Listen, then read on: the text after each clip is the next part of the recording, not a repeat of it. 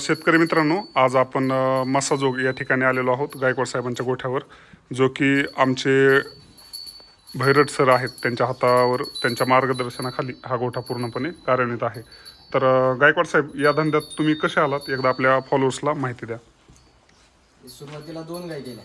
अच्छा. 2 गाय केल्यावर 4-5 महिने सांभाळल्या 2 गाय. हां. भारी म्हणजे दूध हे परवडायला लागले आहे. म्हशीपेक्षा असं वाटतं की गायचं परवडतं. तुम्ही 2 वर्षापूर्वी घेतलं त्यावेळेस दुधाचा काय रेट होता? त्या टायमाला 28-29 रुपये. 28-29 रुपये लिटर होता. तरी पण तुम्हाला वाटलं की ह्याच्यामध्ये आपल्याला बेनिफिट होऊ शकतं. हां. किती चारा क्षेत्र आहे सर तुमचं? समजा आता 2.5 ते 3 एकर आहे. 2.5-3 एकरमध्ये काय घास काय लावलंय तुम्ही? घास आणि मकाच. घास आणि मका.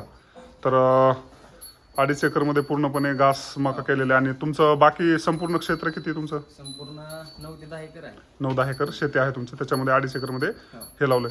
तर जे आतापर्यंत तुमचं सगळ्यात जी गोष्ट निगेटिव्ह फीडबॅक ज्याच्यामुळे तुम्हाला हा व्यवसाय सोडावा वाटला परंतु तुम्ही त्या टायमाला हा व्यवसाय सोडला नाही, अशी गोष्ट सांगा.